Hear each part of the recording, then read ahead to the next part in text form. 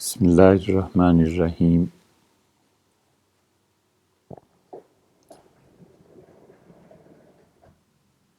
اللہ تعالیٰ نے اصل چیز جس پہ نجات کا دار و مدار ہے وہ صرف ایک جملہ ہے، لا الہ الا اللہ کا۔ اس پہ رکھا ہے اور یہ لا الہ الا اللہ انبیاء علیہم السلام میں ہر ایک کی تعلیم یہی رہی ہے، اور اللہ کی توحید ایسی چیز ہے کہ اس کے علاوہ کوئی عمل قابل قبول نہیں ہے۔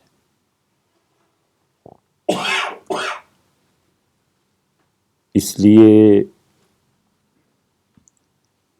اللہ کی توحید کے ساتھ رسالت کی گواہی بھی ضروری ہے۔ اگر کسی آدمی تک رسالت کا پیغام پہنچا ہی نہیں تو وہ ایک الگ بحث ہے، مگر رسالت اللہ کی توحید کی طرف ہمیشہ بلاتی ہے اور خدا کی وحدانیت کو ماننے پر نجات کا دار و مدار ہے۔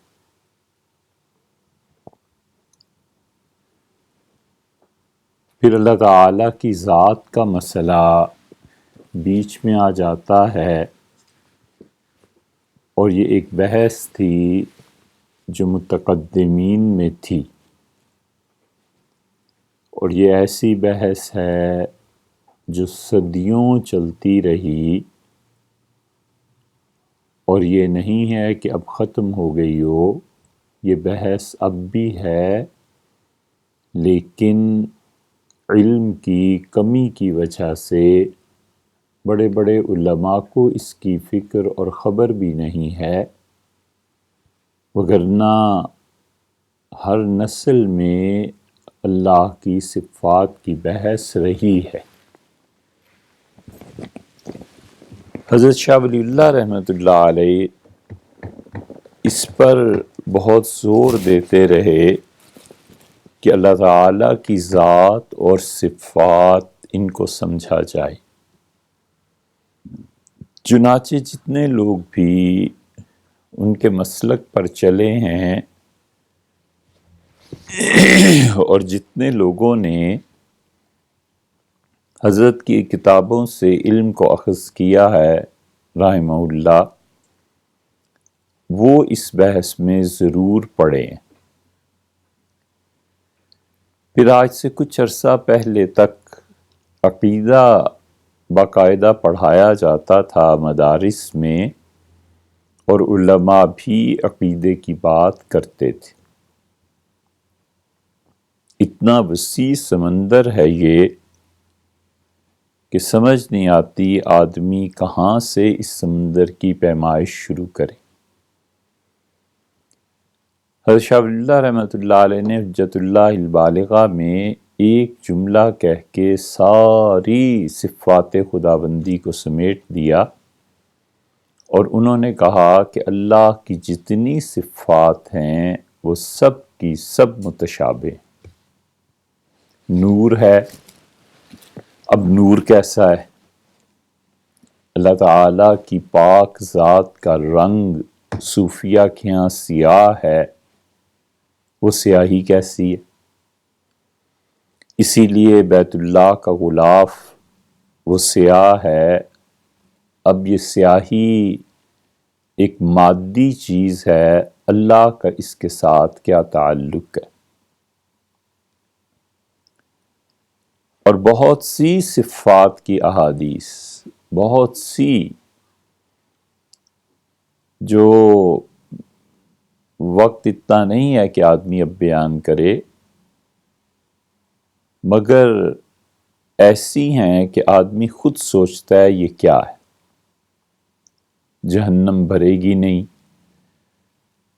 صحیح احادیث میں آیا کہ یضع اللہ قدمہ، اللہ اپنا پاؤں اس کے منہ پہ رکھ دے گا اور وہ کہے گی قط، اللہ میں بھر گئی، بس کافی ہو گیا۔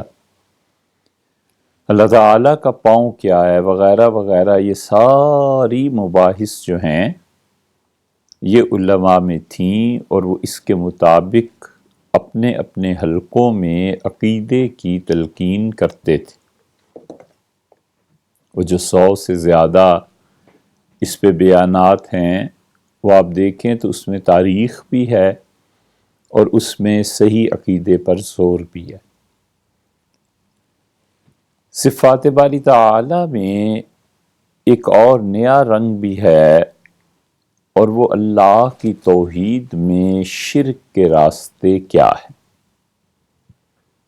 اور مشرک اقوام جتنی ہیں ان سب کو بنیادی طور پر اللہ کی 2 صفات ایسی ہیں جہاں پہ ٹھوکر لگی ہے۔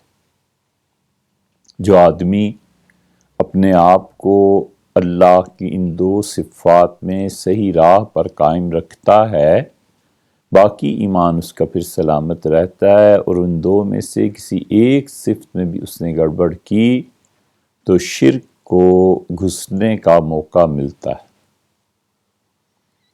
ایک اللہ تعالیٰ کے بارے میں یہ جاننا کہ اللہ کو علم ہے، اچھائی اور برائی جو میری ذات سے وابستہ ہیں اللہ کو علم ہے اور اللہ جانتا ہے، اور اللہ کے علاوہ کوئی نہیں جانتا۔ یہ بھی ضروری ہے کہ ایمان اور عقیدے میں رکھا جائے کہ اللہ کو علم ہے، اور اللہ کسی کی اصلاح کی وجہ سے کسی کو کوئی چیز بتا دے تو یہ ایکسیپشنز ہوتی ہیں۔ حضرت عباس رضی اللہ عنہ غزوہ بدر میں جب آئے تھے تو انہوں نے فدیہ دینے کے متعلق معذرت کی، اور رسول اللہ صلی اللہ علیہ وسلم نے فرمایا کہ جو چلتے وقت مال سونا اہلیہ کو دیا تھا کہ زمین میں گاڑ دیں بچوں کے لیے، وہ کیا ہے؟ تو یہ ایسی چیز تھی جو وہ خود فرماتے تھے کہ میری اہلیہ کے علاوہ کسی کو پتہ نہیں تھی، تو میں جان گیا کہ اللہ کے رسول ہیں، انہیں وحی سے خبر ہوتی ہے۔ اس طرح کے بہت واقعات، ہزاروں، سینکڑوں نہیں، ہزاروں واقعات آپ کو صوفیہ میں ملیں گے۔ تصوف کی جو کتابیں ہیں صوفیہ کی کرامتوں پہ مشتمل اور ان کے کشف اور الہام، ان کو نہیں پڑھنا چاہیے۔ ان کے پڑھنے سے انسان میں گمراہی آتی ہے، اور وہ سمجھتا ہے کہ میں تصوف کو پڑھ رہا ہوں، حالانکہ وہ تصوف کو نہیں پڑھ رہا ہوتا، وہ پڑھ رہا ہوتا ہے بزرگوں کی سوانح، ان کی حیات، تاریخ کا ایک حصہ، اس شخصیت کے متعلق معلومات۔ تصوف اس چیز کا نام نہیں۔ وہ کرامتوں کا باب ایک الگ چیز ہے۔ تصوف جس چیز کا نام ہے وہ ایک انسان کے اخلاقی تزکیے کا نام ہے۔ ایک آدمی معذور ہے، ٹانگیں نہیں ہیں، آنکھیں ہیں، حواس خمسہ ہیں، یا اس کے بازو نہیں ہیں، اب وہ آدمی میتھمیٹکس میں ماہر ہے تو اس کی اس صلاحیت کا تو انکار نہیں کیا جا سکتا کہ اس نے ریاضی کو پڑھا ہے اور سمجھا ہے۔ اب اس سے اگر کوئی یہ کہے کہ آپ غالب کو بھی پڑھا ہے یا نہیں پڑھا، تو وہ کہتا ہے بھی غالب کا میرے کمال سے اس سے کوئی تعلق نہیں ہے، میں جس فیلڈ میں ہوں وہ یہ ہے جس پہ اپنی عمر لگائی ہے اور ساری زندگی کھپائی۔ اسی طرح یہ جو مشائخ ذکر اذکار کراتے ہیں اور جو تصوف ہے، بنیادی طور پر وہ باطن کی اصلاح ہے کہ آدمی میں غیبت نہ رہے، حسد نہ رہے، چغلی کھانا نہ رہے، غضب، غصہ، یہ چیزیں نہ رہیں. جو کام ہو سو اللہ کے لیے ہو، اور اپنے ہر فعل کے متعلق یہ سوچے کہ اللہ کو کیا جواب دینا ہے. اگر کسی انسان کا تزکیہ یہ ہو اور اس سے اخلاقیات کے باب میں جو کبیرہ گناہ ہیں یہ نہ ہوں، اور جذبات کے غلبے سے اگر کوئی گناہ ہوتا بھی رہے تو بھی یہ اس انسان کے لیے انشاءاللہ کافی ہو جائے گا، کیونکہ اس کی تربیت کا میدان دوسرا ہے. ایک آدمی کہتا ہے کہ شیخ جو ہیں میرے، وہ میں نے ان سے کبھی غیبت کسی کی نہیں سنی، تو یہ کافی ہے. وہ کہتا ہے میں نے حضرت کو کبھی نہیں دیکھا کہ حسد میں مبتلا ہوں. تو یہ ان کے تزکیے کا نتیجہ ہے. اس میدان میں اللہ نے انہیں مہارت دی. کبھی نہیں دیکھا کہ اس انسان نے تہمت کسی پہ لگائی ہو. یہ ایک تزکیہ پورا میدان ہے. اب وہ اگر یہ کہے کہ وہ تو مفتی نہیں ہے، تو بھئی ان کے لیے مفتی ہونا ضروری کب تھا؟ نہیں، ایک عام آدمی، اور اس عام آدمی میں اخلاقیات کی صفات پائی جاتی ہیں، بس کافی ہے. اس سے زیادہ اب کیا اور کرنا؟ اسی لیے حضرت تھانوی نور اللہ مرکزہ نے اس مسئلے کو بالکل واضح کر دیا. ان کے کئی ایک خلفاء تھے جن میں جب یہ درجہ پہنچا تو حضرت تھانوی رحمۃ اللہ نے انہیں یہاں تک کہ خلافت بھی دے دی، اور وہ بالکل عام سادہ سے لوگ تھے. کبھی نہیں یہ فرمایا کہ تم، یہ البتہ کہا کہ مسئلے کی جب بات آئی شریعت کے تو پھر اپنی رائے نہ دینا، مولویوں سے پوچھ لینا، مفتیوں سے پوچھ لینا، کیونکہ یہ تمہارا فیلڈ نہیں ہے. محمد منظور نعمانی صاحب رحمۃ اللہ علیہ نے اپنی سوانح تحدیث نعمت کے نام سے لکھی ہے، بڑے کام کی چیز ہے، اسے پڑھنا چاہیے. اس میں انہوں نے حضرت تھانوی رحمۃ اللہ علیہ کے ایک خلیفہ کا ذکر کیا ہے، اور ان کا ذکر کیا ہے کہ وہ اپنی ذات، اپنے پیشے کے اعتبار سے تیلی تھے. تو حضرت تھانوی رحمۃ اللہ علیہ نے انہیں خلافت دی، تو انہوں نے حضرت کو لکھا کہ حضرت میں تو تیلی ہوں. تو حضرت تھانوی رحمۃ اللہ نے لکھا کہ بعض تیل خالص گھی سے بھی اچھے ہوتے ہیں، کوئی حرج نہیں. اور انہیں سمجھایا کہ میری خلافت کے لیے ذات پات کا کیا ہے، شعبے کا کیا ہے. وہ تیل نکالتے تھے، گھانی ان کے ہاں لگی ہوئی تھی، خالص تیل لوگوں کو پرووائڈ کرتے تھے مارکیٹ میں، اور اتنے معتدل مزاج کے تھے. محمد منظور نعمانی صاحب رحمۃ اللہ نے بڑی تعریف کیا، اور ان کی تعریف میں نے حضرت ابو الحسن علی ندوی رحمۃ اللہ سے بھی سنی. حضرت فرماتے تھے کہ ہم ان کی زیارت کے لیے جاتے تھے، اور وہ اپنے دور کے اولیاء کرام میں سے تھے.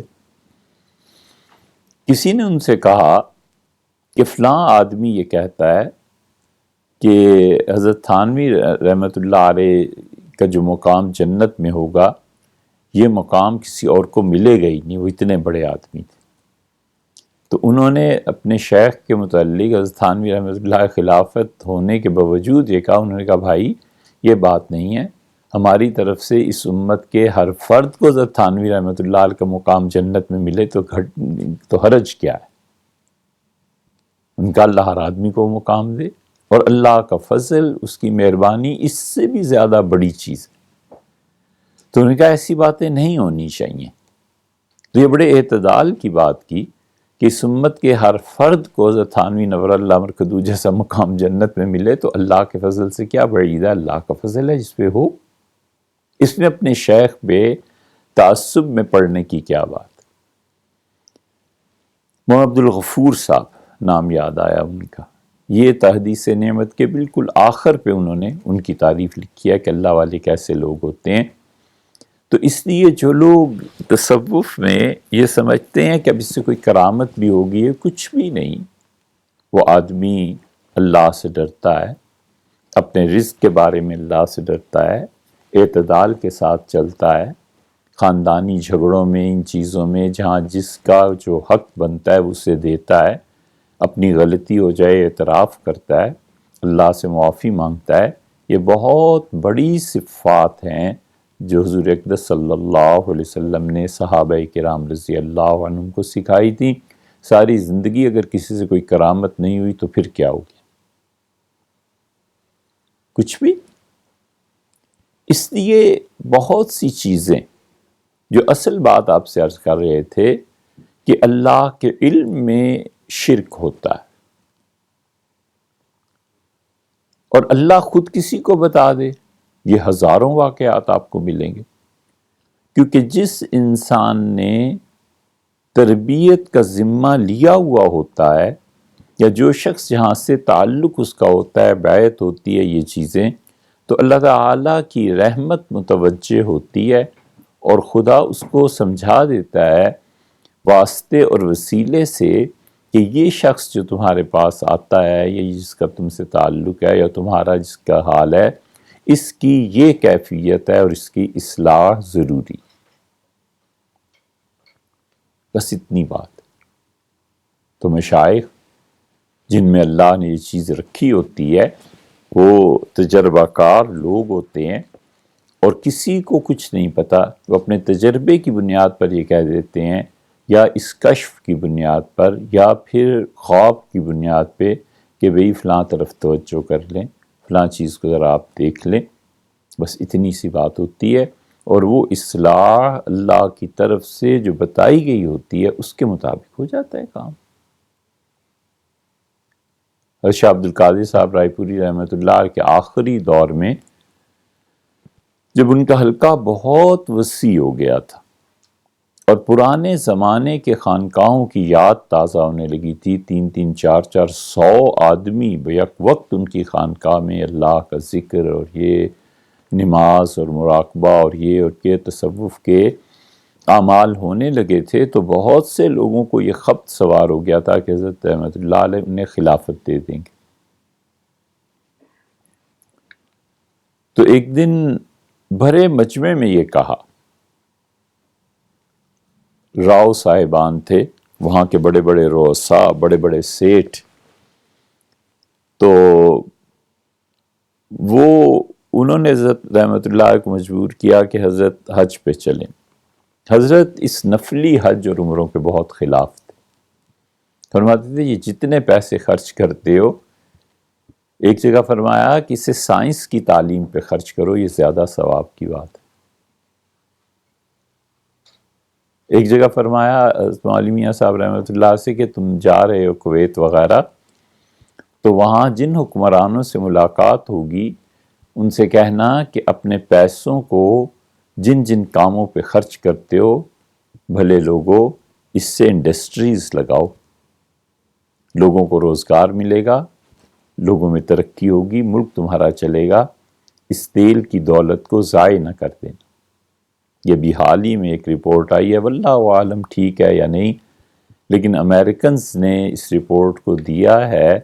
اب اس میں بھی ان کا کوئی مفاد ہوگا تو ہوگا، لیکن انہوں نے بظاہر اس رپورٹ میں کہا ہے کہ سعودیہ کی بقا کے لیے اب تیل کافی نہیں ہے، یہ دولت ان کی ختم ہو جائے گی اور پھر ان کے دن خراب ہو جائیں گے۔ اس لیے انہیں چاہیے کہ وہ تیل پر انحصار کی بجائے اور جگہ پر انویسٹمنٹ کریں۔ شاید یہ بات محمد بن سلمان تک پہنچی ہوگی، یا بہرحال جو کچھ بھی ہوا ہوگا، یا ان کا کوئی اپنا مفاد ہوگا، واللہ عالم، یہ سیاسی امور ہیں۔ لیکن حضرت رحمۃ اللہ نے فرمایا کہ دیکھو میں اب حج پہ جا رہا ہوں، اور میں ساری عمر نفلی حج سے منع کرتا رہا ہوں، اب لوگ کہیں گے کہ خود منع کرتا رہا ہے اور خود جا رہا ہے، لیکن میں کیا کروں، مجبور ہوں۔ ان راؤ صاحبان پہ جن پہ حج فرض ہوا ہے، میں نے کئی بار کہا ہے کہ فرض حج کرو، کہتے ہیں تم چلو گے تو ہم چلیں۔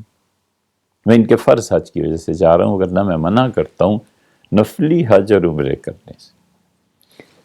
اور چونکہ عمر مبارک زیادہ ہو گئی تھی تو فرمایا بہت سے لوگ جو یہاں آتے ہیں وہ سمجھتے ہیں کہ وہ کچھ ہیں، حالانکہ کچھ بھی نہیں۔ یہ ایک جملہ ہی بہت کچھ۔ بہت سے لوگ جو یہاں آتے ہیں میرے پاس وہ سمجھتے ہیں کچھ ہیں حالانکہ کچھ بھی نہیں. ایک آدمی کو بلا کے کمال کی بات کہی، ایک ایک جملہ ان حضرات کا پتہ چلتا ہے کہ کتنا رسوخ تھا انہیں اپنے میدان میں.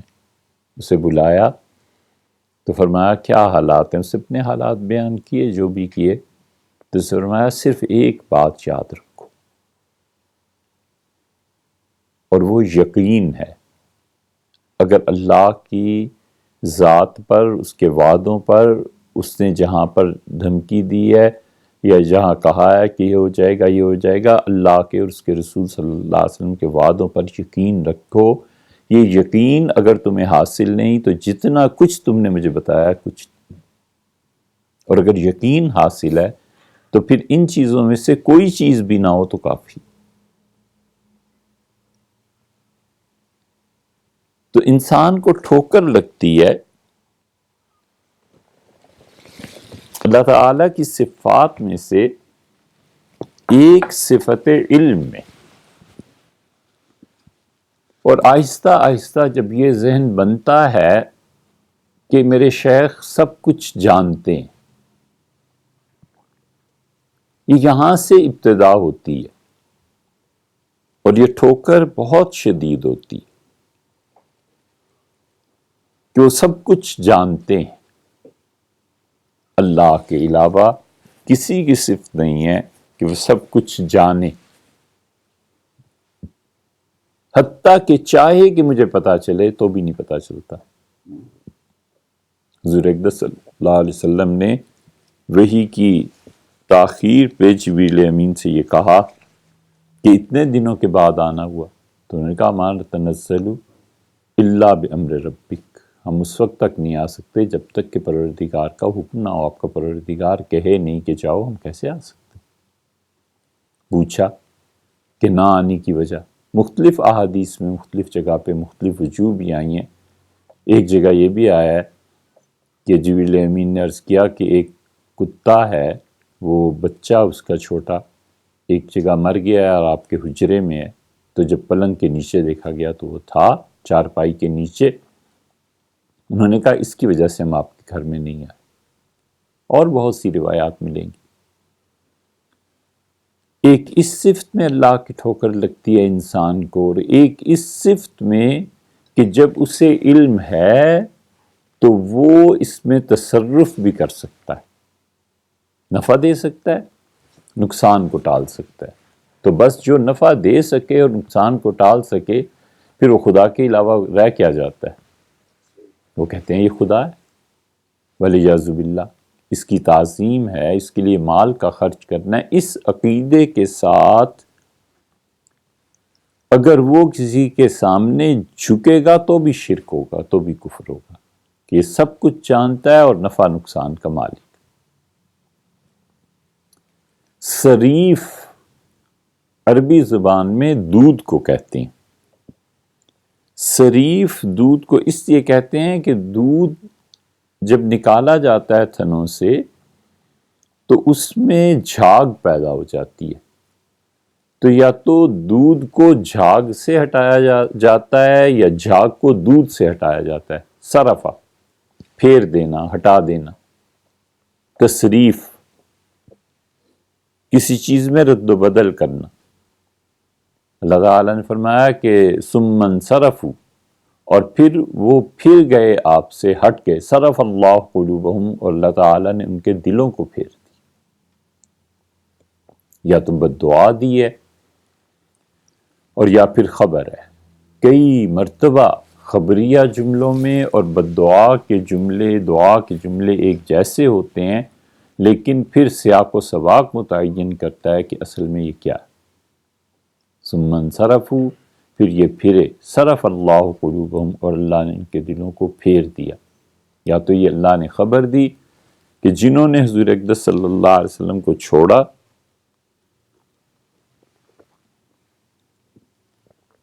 پھر اللہ نے ان کے دلوں کو ہٹا دیا، اور یا یہ خبر دی کہ اللہ نے بد دعا دی انہیں کہ اللہ ان کے دلوں کو پھیر دے. ہمیں سمجھانے کے لیے کہ مطلب ان کے دل اب پھر جائیں گے۔ اسی لیے حضور اقدس صلی اللہ علیہ وسلم کے پاس 3 آدمی آئے اور آپ دیکھتے رہے، ایک آدمی واپس چلا گیا، ایک آدمی پیچھے بیٹھ گیا، اور ایک آدمی حضور صلی اللہ علیہ وسلم کے بالکل قریب آ کے بیٹھ گیا۔ پھر آپ نے ارشاد فرمایا میں ان تینوں کا کام دیکھ رہا تھا، وہ جو پلٹا ہے تو اللہ ہی نے اسے پلٹا دیا، جو میرے قریب آ کے بیٹھا ہے اسے اللہ نے اپنے قریب کر دیا ہے، اور جو پیچھے ہوا ہے خدا نے اسے بھی پیچھے بٹھا دیا، پیچھے کر دی۔ یہ سب چیزیں ایسی ہیں کہ اللہ تعالیٰ کی حکمتیں ہیں، تو تصریف، منصرف، اور اسی طرح یہ جو لوگ کہتے ہیں کہ ہمارے شیخ متصرف تھے اور شیخ کو یہ مقام ملا تھا کہ وہ نفع اور نقصان لوگوں کا کر سکتے تھے، بہت بڑا مسئلہ ہے جو ہمارے زمانے میں اٹھا اور ٹکڑے ٹکڑے ہو گئی امت۔ پہلے ذات و صفات کے علمی مسائل ہوتے تھے، اب اس کی ایک مثال اگر دیکھیں تو اہل تشیع جو ہیں یہ کسی زمانے میں عقیدے کے امام رہے ہیں۔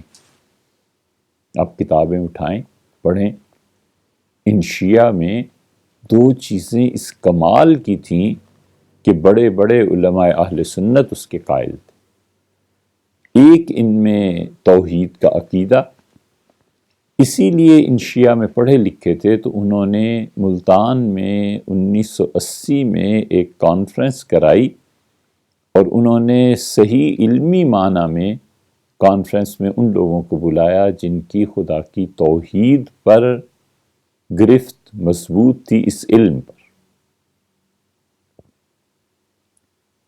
ان میں یہ کمال تھا کسی زمانے میں، ایک یہ چیز اور ایک عربی لغت۔ رضی کو آپ دیکھیں، یہ رضی جو ہے بنیادی طور پر شیعہ ہے، لیکن ان کی کتابیں ہمارے یہاں پڑھی جاتی ہیں، اب تک پڑھی جاتی ہیں، اب تک ان سے سند لی جاتی ہے کہ اس نے یہ کہا اور اس نے یہ کہا۔ یہ تو ان نالائکوں نے اپنا مقام خود کھویا۔ ابھی ایک صاحب علم تشریف لائے تھے اور کتابیں کچھ دیکھنی تھی،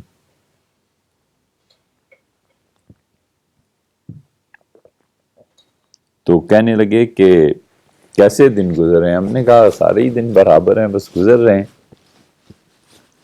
کہنے لگے کہ اگر آپ میری بات مانیں تو بہت کچھ ہو سکتا ہے، یہ لطیفہ ہے۔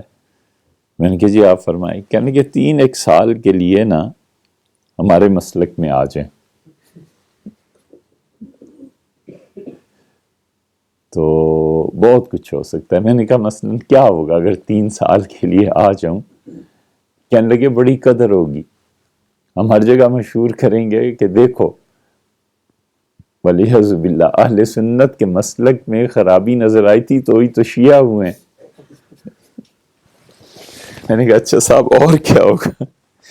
کہنے لگے نام لے کے کہ فلاں جو ہے نا اس نے اس محرم میں 3 مجلسیں پڑھی ہیں اور ایک ایک مجلس کے 26 لاکھ روپے لیے۔ کہنے لگے ہمارا تو محرم ایسے گزرا ہے، اگر آپ بھی 3 سال لگائیں تو یقین مانے 3-4 کروڑ آپ کو دلوا دوں گا۔ تو حقیقت امر واقعہ یہی ہے کہ ان میں ایسے لوگ بھی ہیں جو سکا اور صحیح خبر دینے والے کہ محرم کے 10 دنوں میں وہ 2-3-4 کروڑ روپیہ کما لیتے۔ یہ سب کیا ہے؟ اتنے پیسے سے ہم نے ان سے پوچھا، ہم نے کہا کوئی اچھا کتب خانہ ہی وہ قائم کر دیتے۔ کہنے لگے گھر کے کاموں سے فرصت ہو تو کتب خانے قائم کریں نا۔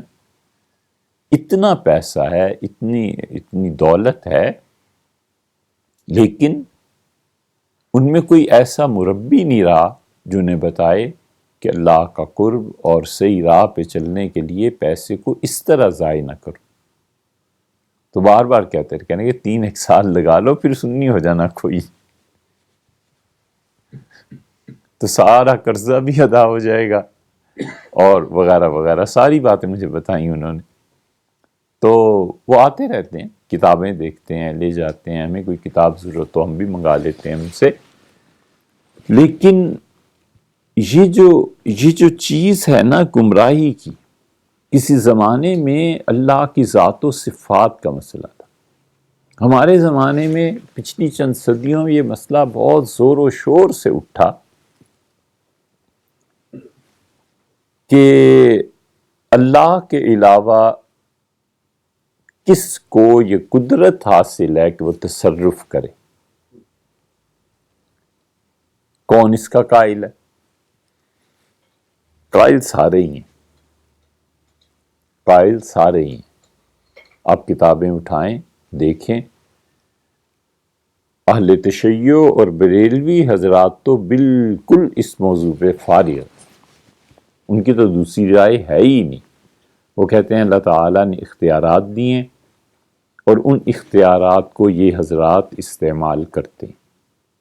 حضور اقدس صلی اللہ علیہ وسلم کو اختیار دیا تھا جنت اور جہنم کا، جسے وہ چاہیں جنت بھیجیں، جسے وہ چاہیں جہنم بھیجیں۔ نبی کریم صلی اللہ علیہ وسلم کو اس کا اختیار ہے، اولیاء اللہ کو اس کا اختیار ہے، جسے چاہیں بیٹا عطا فرمائیں، جسے چاہیں بیٹی عطا فرمائیں۔ حتیٰ کہ احمد رضا خان صاحب نے اپنی شاعری میں حد کر دی، انہوں نے کہا کہ حضرت شیخ عبدالقادر جیلانی رحمۃ اللہ، قادریہ سلسلہ تھا نا ان کا، ان کی تعریف میں یہاں تک کہا کہ کار عالم کا مدبر بھی ہے عبدالقادر، یعنی ساری کائنات جو چل رہی ہے اس کا چلانا یہ شیخ عبدالقادر جیلانی رحمۃ اللہ علیہ کا شیخ چلا رہے۔ پھر اسی سے بہت سی حکایات آگے آئیں، بارات جا رہی تھی، ڈوب رہی تھی، تو حضرت شیخ عبدالقادر جیلانی رحمۃ اللہ اس بارات کو بچا لیا۔ اور اس سے بھی بےہودہ روایت کہ وہ عورت آئی رو رہی تھی، ایک ہی ایک بچہ تھا، مر گیا، تو حضرت شیخ عبدالقادر جیلانی رحمۃ اللہ علیہ اڑے اور جا کر اسرائیل جو لے جا رہے تھے روحوں کو ایک تھیلے میں ڈال کے وہ تھیلا پکڑ لیا اور روحیں آزاد کر دی۔ دنیا بھر میں پتہ نہیں 11 کہ 12,000 روحیں تھیں، سارے مردے اٹھ کھڑے ہوئے، اس عورت کا بچہ بھی ٹھیک ہو گیا، زندہ ہو گیا۔ یہ بھی بات ہوتی تو چلو کوئی توجیہ کرتے، اس سے بڑا ولیعذ باللہ کفر کے جملے آگے کہ اللہ تعالیٰ کے پاس گئے اسرائیل علیہ السلام اور شکایت کی کہ تیرا ایک بندہ ایسا اور ایسا، اور وہ روحیں چلی گئیں واپس، تو اللہ تعالیٰ نے فرمایا خاموش رہ، تجھے نہیں پتا اگر میرے سے چھین کے لے جاتا تو پھر میں کیا کرتا۔ ولیعذ باللہ آگے پیچھے کے سارے مردے زندہ ہو جاتے۔ یہ اس قسم کی جاہلانہ باتوں کی اصل کیا ہے؟ اصل یہ ہے کہ وہ کہتے ہیں کہ اللہ تعالیٰ نے اپنے بندوں کو اختیار دے دیا اور وہ اس اختیار کا استعمال کرتے ہیں۔ اب دوسری طرف بھی آپ کو یہ حکایات مل جائیں گی۔ حضرت تھانوی نور اللہ مرکزو کی کتاب ہے کرامات اولیاء، وہ آپ پڑھیں، اس میں بھی اولیاء اللہ کے قصے ایسے ہی لکھے ہیں کہ حضرت نے یہ کر دیا اور حضرت نے وہ کر دیا۔ یہ جو فضائل درود شریف تبلیغ والوں نے وہ فضائل کی کتابوں سے الگ کی تھی، اس کی ایک بنیادی وجہ یہ بھی تھی کہ اس میں ایسی حکایات ہیں کہ مثلاً ایک عورت کا انتقال ہو گیا اور اس کا چہرہ سیاہ ہو گیا، اور پھر ایک بزرگ تشریف لائے اور انہوں نے اس کا چہرہ روشن کر دیا، تو پوچھا گیا تو ان کا میں فلاں شیخ ہوں۔ یہ جب عربوں نے سنی تو ان کے یہاں جو توحید کا مسلک تھا انہوں نے کہا یہ کیا چیز ہے، نکالو اس چیز کو۔ تو پھر تبلیغ کے جو اکابرین تھے انہوں نے اس چیز کو ان کتابوں کے فضائل کی کتابوں سے الگ کر کے کہا کہ چھاپو بے شک، لیکن اس کے ساتھ نہ چھاپو۔ یہ بالکل چھوٹے چھوٹے نمونے ہیں جو اس کے ہم نے آپ کے سامنے رکھے۔ حضرت حاجی امداد اللہ صاحب مہاجر مکی رحمۃ اللہ علیہ کے متعلق بھی یہ تھا، ان کی حکایات آپ کو مل جائیں گی۔ خدا نہ خواستہ، اللہ نہ کرے، دور دور تک کوئی شائبہ بھی نہیں ہے ان کی توہین کا، لیکن اصل مسئلہ عقیدے کا ہے۔ اصل مسئلہ یہ ہے کہ آپ اگر عقیدہ خراب کر لیں تو آپ کا نقصان ہے، ہم نہ بیان کریں تو ہمارا نقصان۔ اللہ تعالیٰ کل کو پوچھے گا تو صحیح کہ تمہارا عقیدہ کیا ہے۔ اس لیے امور میں تصرف کرنا، نفع اور نقصان، یہ دونوں حضرات کے ہیں۔ بریلویوں کے ہاں بھی بہت حکایات ملیں گی، اپنوں کے ہاں بھی بہت حکایات ملیں گی، شیخ نے یہ کر دیا، شیخ نے فلاں چیز کر دی، فلاں چیز کر دی۔ آدمی جب پڑھتا ہے اور اس طرح کی حکایات دیوبندیوں کے ہاں پڑھتا ہے تو پھر وہ چکرا جاتا ہے، پھر وہ تصوف کو چھوڑتا ہے، پھر وہ اصلاح کو چھوڑتا ہے۔ وہ کہتے ہیں دونوں طرف ایک ہی بات ہے یار، وہاں بھی مشائخ کام کرتے تھے، یہاں بھی مشائخ کام کرتے ہیں، وہ بھی حضور صلی اللہ علیہ وسلم کے اختیار کے قائل ہیں، تم بھی قائل ہو، جائیں کہاں؟ اس کی سب سے بڑی زد جو جا کر پڑتی ہے وہ تصوف پہ۔ وہ کہتے ہیں تصوف یہی ہے اگر تو ہم باز آئے۔ یہی وہ چیز ہے جس پہ شیخ الاسلام ابن تیمیہ رحمۃ اللہ علیہ نے بار بار تنقید کی ہے کہ اللہ کے علاوہ کوئی نہیں ہے جو نفع اور نقصان کا ہو، اور اولیاء اللہ کی جو حکایات تم بیان کرتے ہو یہ حکایات ٹھیک نہیں۔ احمد رضا خان صاحب نے اس معاملے میں اتنا مبالغہ کیا ہے کہ عربی ادب کی ایک کتاب سے ثابت کیا ہے کہ حضور اقدس صلی اللہ علیہ وسلم کے روضہ مبارک کا طواف تابعین کے دور میں ہوا کرتا تھا۔ ہم نے جب اصل حوالہ اس کا نکالا تو یا اللہ یہ تو ادب کی کتاب ہے، ادب کی کتابوں میں کہانیاں ہیں، اس کہانی کے ایک لفظ سے انہوں نے یہ ثابت کیا، حالانکہ وہ اچھے فقیہ تھے، جاننے والے تھے، وہ اگر غور فرماتے تو انہیں خود اندازہ ہوتا کہ کیا ادب کی کتابوں سے بھی چیز ثابت کی جاتی۔ بہت سے لوگ جو صحابہ کرام رضی اللہ عنہم پر تنقید کرتے ہیں، اس تنقید کی اصل دیکھو تو وہ اقد الفرید ہے۔ اقد الفرید کیا ہے؟ ایک کتاب ہے، تاریخ کے مختلف واقعات اس میں لکھے ہوئے ہیں۔ یہ ضروری نہیں ہے کہ سچے ہوں کہ جھوٹے ہوں، جیسے کہانیاں لکھی جاتی ہیں تو وہ استدلال اس سے کرتا ہے۔ تو ایک بریلوی حضرات کا مسلک ہے، اور وہ یہ کہ اللہ تعالیٰ نے انہیں اختیار دیا ہے۔ دوسری طرف حضرت حاجی امداد اللہ صاحب مہاجر مکی رحمۃ اللہ علیہ سے ملنے گئے تو وہاں جہاز ڈوب رہا تھا، اور کسی کو حضرت حاجی صاحب رحمۃ اللہ علیہ نظر آئے، جب اونگ آئی اسے تو حضرت رحمۃ اللہ نے جہاز کو اپنے کندھے پہ رکھا سمندر میں اور اٹھا کر ساحل پر لے گئے۔ جب مکہ مکرمہ پہنچے تو حضرت حاجی صاحب رحمۃ اللہ علیہ کے کندھا جو تھا اس پہ زخم آیا ہوا تھا۔ تو قصہ اس کا خلاصہ یہ نکلا کہ حضرت حاجی صاحب رحمۃ اللہ تشریف لائے تھے اور سمندر سے جہاز کو لے گئے اور سواریوں کو بچا لیا، اور حضرت نے اپنے خلفاء کو بچایا، مریدوں کو بچایا۔ یہ حضرت رحمۃ اللہ کی کرامت تھی، یہ ادھر بھی ملے گا۔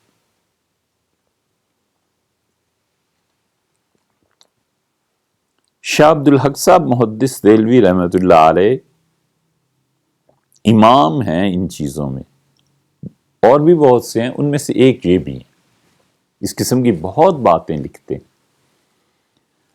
اخبار الاخیار ان کی کتاب ہے، اور اس میں انہوں نے بہت لوگوں کی سوانح لکھی ہے، کہیں 2 سطروں میں، کہیں 10 سطروں میں، کہیں 1 صفحے میں۔ اور جب وہ پہنچے ہیں حضرت صابر کلیری رحمۃ اللہ علیہ کے تذکرے پہ تو لکھا ہے کہ ایک صاحب ہیں درویش، اور وہ اپنے تصوف کے ذکر اذکار کا اس میں مصروف رہتے ہیں، اور والد صاحب سے سنا ہے کہ بہت نیک آدمی، کچھ نہیں ملتا اس سے زیادہ۔ بڑی کوشش کی کہ کسی طرح حضرت صابر کلیری رحمۃ اللہ علیہ کے حالات مل جائیں، ایک صفحہ نہیں ملتا ان کے صحیح حالات کا کہ وہ کیا تھی ہستی، کیا ہوتا رہا، اتنا انہوں نے اپنے آپ کو مٹایا۔ اور یہ ان چشتیوں میں خاص طور سے رہا کہ شہرت سے بچو، اپنے آپ کو مٹاؤ، جتنا ہو سکتا ہے اتنا شہرت سے دور رہو۔ بڑے سے بڑے کمال کو بھی اللہ کے حضور میں ہے، وہ قبول فرما لیں، ان کی مہربانی ہے، نہ قبول کریں، کوئی زور نہیں چلتا۔ یہ ان حضرات کا خاصہ رہا کہ اپنے آپ کو مٹاؤ۔ ایسا مٹایا حضرت قاسم نانوتوی رحمۃ اللہ علیہ نے کسی کو جواب دیا کسی علمی مسئلے میں، تو اس نے بڑی تعریف کی کہ آپ نے پڑھا ہے اور یہ حضرت رحمۃ اللہ نے فرمایا یہ تو مولویت کا دھبا لگ گیا، وگرنہ جنگل میں کسی چڑیا کا گھونسلہ، اس کا بھی کوئی نشان ہوتا، میرا نہ ہوتا۔ ایسے ہی تھے یہ سب لوگ، اور سلسلے کے بڑے غالب اثرات تھے۔ حضرت شیخ نے لکھا ہے کہ حضرت مدنی رحمۃ اللہ علیہ مجھ سے کہتے تھے کہ میں تہجد میں اللہ سے گریہ وزاری سے یہ دعا مانگتا ہوں کہ لوگوں کو مجھ سے ہٹا دے، یہ لوگ جو بیعت ہونے آتے ہیں، اور یہ اللہ ان سے مجھے بچا لے، کسی طرح مٹا دے اس چیز کو، اور میری نہیں سنی گی۔ یہ حضرت شیخ نے اس وقت کہا جب ان کی طرف رجوع زیادہ ہوا، تو ان کا حضرت اب لوگ آتے ہیں اس سلسلے میں یہ وہ، تو حضرت میں بھائی تمہارا کیا ہے، میرا تو اپنا یہ حال ہے، کیا کریں اس چیز کو۔ تو شاہ عبد الحق صاحب محدث دہلوی رحمۃ اللہ علیہ اولیاء اللہ کے بے شمار واقعات نقل کرتے ہیں۔ ایک اصولی چیز ہے جو آپ کے سامنے رکھی جا رہی ہے، تاکہ آپ کا جب مطالعہ وسیع ہو، ان چیزوں میں پڑھیں، تو پھر ہوتا کیا ہے کہ یا اللہ اگر اختیار اولیاء اللہ کو حاصل ہے، حضور صلی اللہ علیہ وسلم کو حاصل ہے، اور شیخ سمندر سے جہاز کو نکال کے لا رہے ہیں اور حاجیوں کو بچا رہے ہیں، تو یہ تو پھر سب ایک ہی ہو گیا۔ پھر اس کے نتیجے میں سب سے بڑا نقصان یہ ہوتا ہے کہ تصوف سے لوگوں کا یقین زائل ہوتا ہے، اور پھر تربیت نہیں ہوتی، پھر ہوتے ہوتے وہ غیر مقلد بن جاتے ہیں، پھر آہستہ آہستہ کہیں پہنچ کے اسلام ہی کو چھوڑ دیتے ہیں، کہتے ہیں کہ تم جانو، تمہارا کام جانو۔ اسی سے ایک طبقے نے جنم لیا،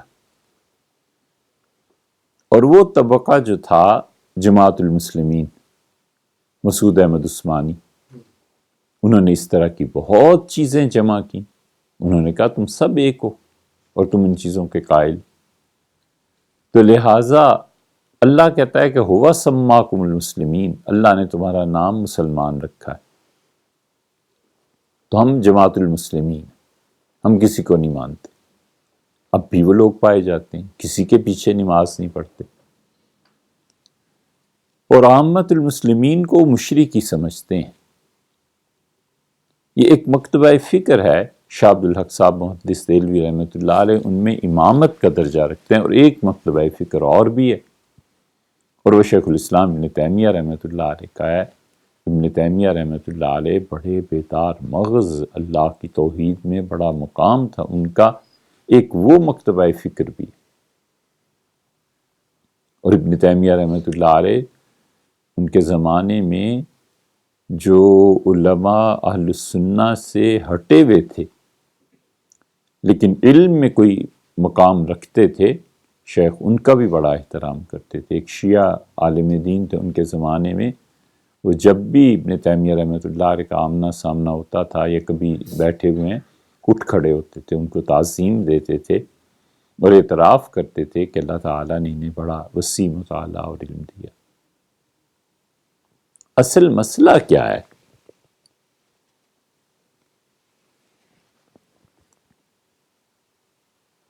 یا تو یہ مان لیا جائے کہ ان سب حضرات کو اختیارات حاصل تھے،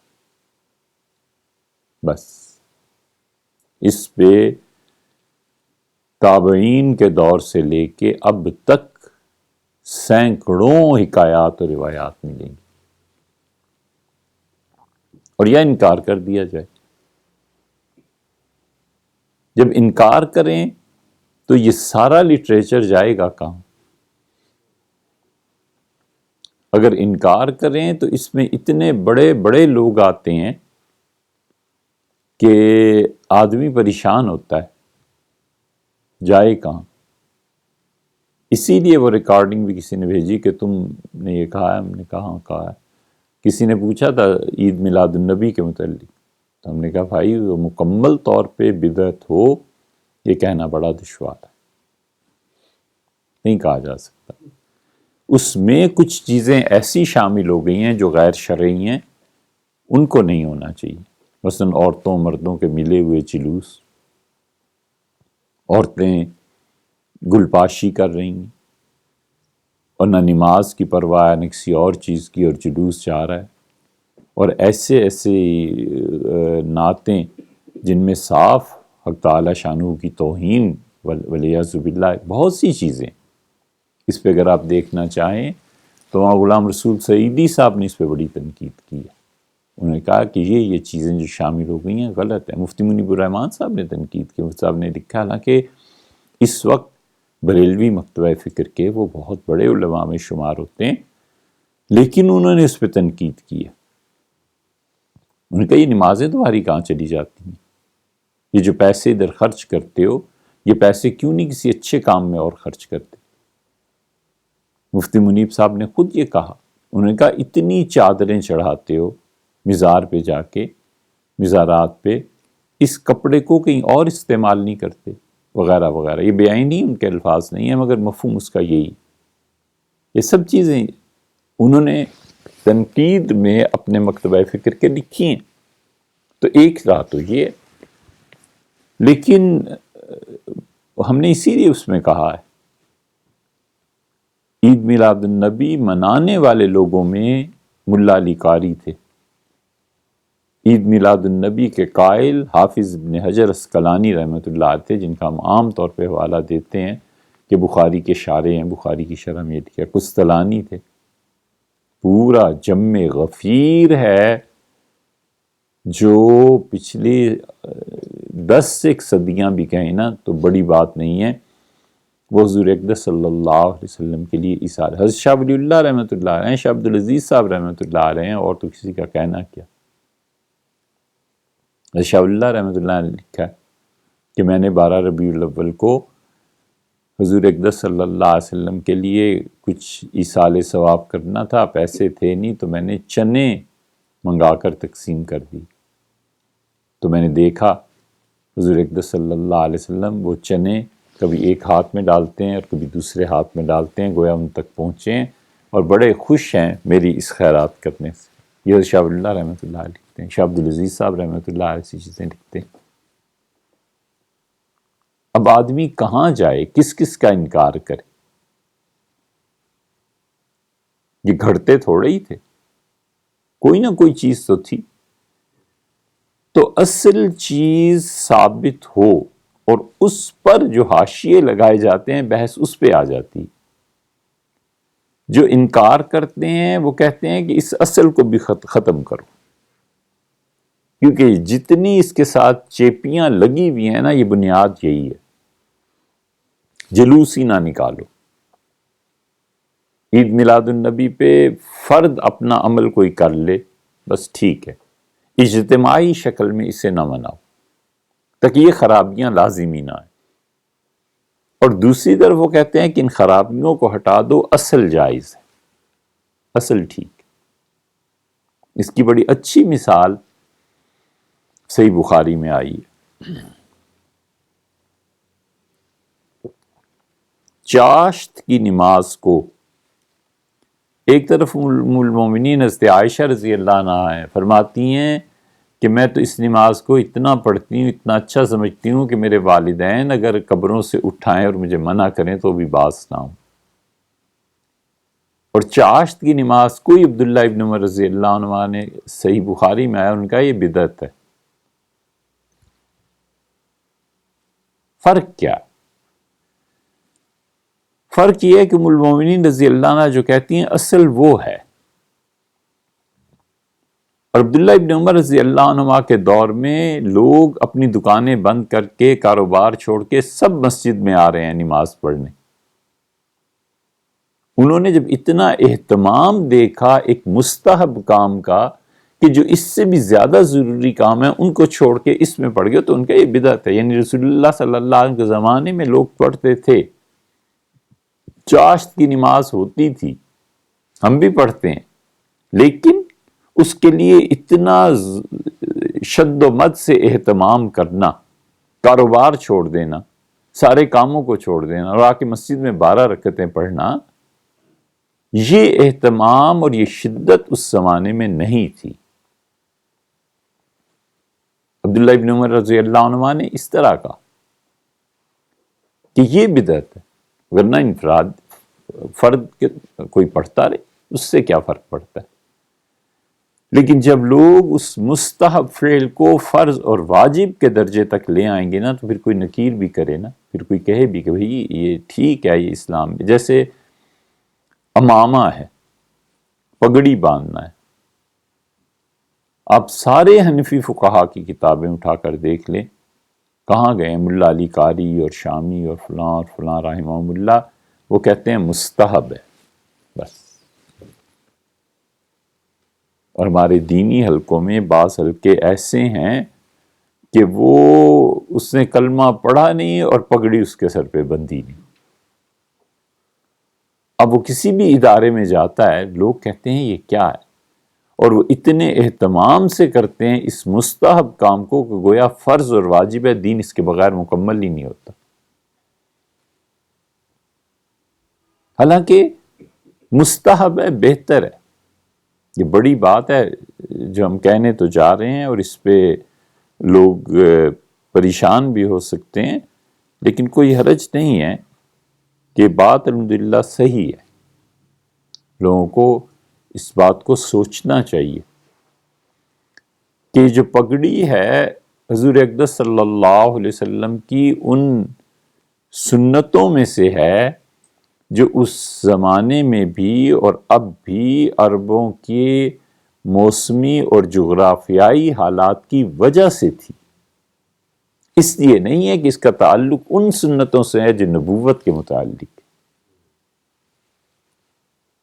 عربوں کا کلچر تھا، گرم ہوا سے اپنے آپ کو بچانا تھا، ریت کے طوفان جب اٹھتے ہیں تو ڈھاٹا اس کا باندھنا کہ اپنے چہرے کو ڈھانپنا کہ کہیں وہ ریت اندر نہ چلی جائے۔ اب بھی عربوں،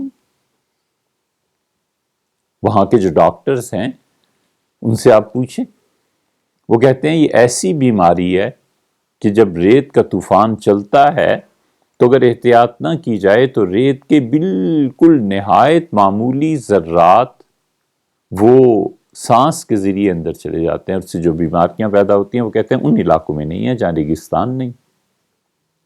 لوکل ڈیزیزز بھی تو ہوتی ہیں، بہت سی ایسی ہیں جو ہمارے ہیں اور ان کے یہاں نہیں۔ اب اس پگڑی پہ اتنا زور دینا کہ تم چونکہ اب اسلام میں داخل ہو گئے ہو، کلمہ تم نے پڑھ لیا ہے تو اب تو تمہارے لیے فرض ہو گیا ہے، اور پھر اس کے رنگوں پر زور دینا کہ یہ رنگ ثابت ہے اور یہ رنگ ثابت نہیں ہے، اس پہ محدثین نے لکھا ہے، اور ملا علی قاری رحمۃ اللہ وغیرہ نے صراحت کی ہے اس بات کی، اور لوگوں نے بھی، کہ رسول اللہ صلی اللہ علیہ وسلم کی وہ سنتیں جن کا نبوت سے تعلق نہیں ہے اس سے، مثلا رسول اللہ صلی اللہ علیہ وسلم رات کو سونے سے پہلے سرما لگاتے تھے، بالکل ٹھیک ہے، ہوتا ہے۔ شامی رحمۃ اللہ علیہ نے بہت اچھی تحریر کی، اور شامی نے اس تحریر کے بعد دعویٰ بھی کیا ہے کہ اس جیسی تحریر تمہیں نہیں ملے گی۔ پہلی جلد، اللہ تعالیٰ مغفرت فرمائے ڈاکٹر عبدالواحد صاحب مفتی صاحب کی، ہم نے پہلی جلد سبقاً ان سے پڑھی تھی۔ اس میں جب وہ اس مقام پر پہنچے تو انہوں نے کہا یہ ہے فرق دین میں غلو میں اور دین کو اصل حقیقت پہ قائم رکھنے میں۔ کسی نے حضرت تھانوی رحمۃ اللہ سے کہا کہ آپ پگڑی نہیں باندھتے، حضرت رحمۃ اللہ نے فرمایا میرے لیے تو کبھی کبھی ٹوپی مشکل ہو جاتی ہے سر پہ رکھنا، پگڑی کا کیا ذکر کرتے ہو، گرمی ہو جاتی ہے، دماغ گرم ہو جاتا ہے۔ جو مستحب چیز ہے اس کو اس کے مقام پر رکھنا، اور اس کی فرضیت اور اس کے واجب ہونے پر نہ لوگوں سے اصرار کرنا اور نہ ہی لوگوں کو اس بات پر مجبور کرنا، اتنی سی بات۔ حضور اقدس صلی اللہ علیہ وسلم عمر بھر تہمت باندھتے رہے۔ اب اگر کوئی آدمی کہے کہ تہمت باندھنا ان سنتوں میں سے ہے جن سنتوں کا تعلق نبوت سے ہے، تو دنیا کے سارے وہ علاقے جہاں مائنس تک ٹیمپریچر چلا جاتا ہے، بھلا پوچھو ان سے وہاں پھر کیا بنے گا، کیا کہتے؟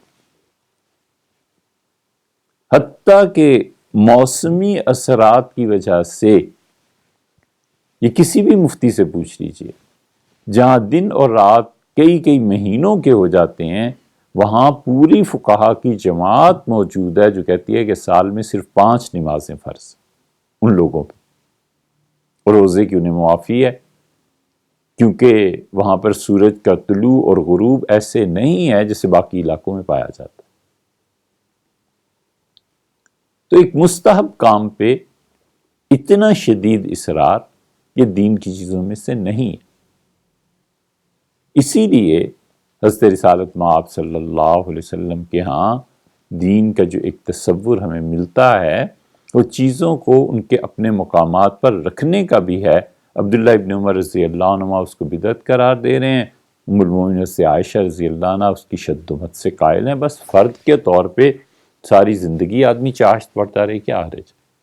لیکن اب وہ اچھے خاصے لوگوں کو اٹھائے، کلاس میں چھٹی ہو رہی ہے اور سارے لڑکے جا رہے ہیں چاشت کی نماز پڑھنے، یہ کیا دین ہے؟ یہ کون سا اس کا حصہ ہے؟ تو اس سے نتیجہ یہ نکلتا ہے کہ پھر گمراہیوں کے آغاز ہوتے ہیں، پھر فرقہ بندی ہوتی ہے۔ تو ایک تو یہ ہے عقیدے میں کہ اولیاء اللہ کے متعلق یہ سمجھ لیا جائے کہ وہ ان کاموں کو خود کرتے ہیں، اور ایک یہ ہے کہ نہیں کرتے۔ ایک تیسری راہ بھی اس میں ہے، اس پہ بھی غور کرنا چاہیے، اور تیسری راہ یہ ہے کہ خدا اپنے کاموں میں اپنے بندوں کے نفع اور نقصان میں تصرف فرماتے ہیں اللہ، اور یہ اس کا حق ہے۔ نفع ہو نقصان ہو، ہم جانے نہ جانے،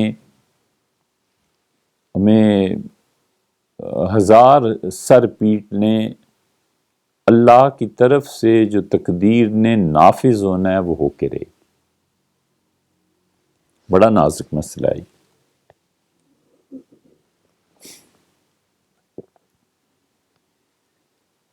کہ اچھے طریقے سے یہ بات سمجھنی چاہیے کہ علم اور قدرت یہ دونوں اللہ کی، اسے ہی پتا ہے کہ کون شخص کیا مانگ رہا ہے، کون کس چیز میں مبتلا ہے، اور اس کا علم آج بھی ویسے ہی ہے جیسا آج سے کروڑوں سال پہلے تھا۔ اللہ تعالیٰ کو جب یہ کائنات پیدا ہوئی تھی اس وقت بھی پتا تھا کہ سن 2020 میں کیا ہوگا، اور اللہ کو آج بھی علم، اللہ کے علم میں کوئی کمی بیشی نہیں ہے۔ اللہ کو اب بھی علم ہے کہ قیامت میں کیا ہوگا، اور اس کے بعد جنت میں کون جائے گا اور جہنم میں، یہ سب چیزیں حق تعالی شانہ کے علم میں۔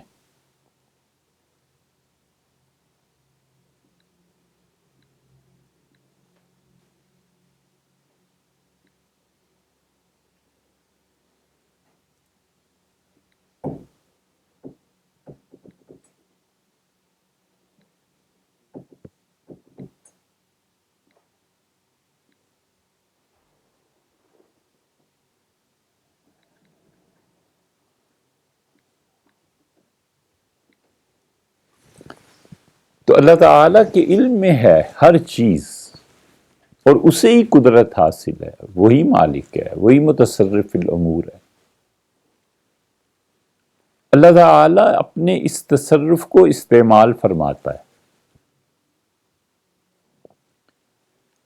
اور جو اعلی تصرف ہے وہ کیا ہے؟ جو کام بھی اللہ نے کرنا ہے اللہ تعالیٰ کسی ذریعے سے کرے گا نا۔ اللہ نے ماں باپ کو اولاد کا جو سبب بنایا ہے تو اللہ اس پہ قدرت نہیں رکھتا کہ جس کو بھی اولاد کی خواہش ہو اس کو خدا شروع سے بتا دیتا کہ فلاں میدان میں چلے جاؤ، ایک بچہ پڑا ہوا مل جائے گا، اسے پال لینا۔ خدا کو اس کی بھی قدرت ہے۔ اس کائنات میں کرامات اور معجزات کو چھوڑ دیں، وہ تو ایک خاص اللہ کا فعل ہے۔ کون سا کام ایسا ہے جو اللہ بغیر اسباب اور وسائل کے کرتا ہے؟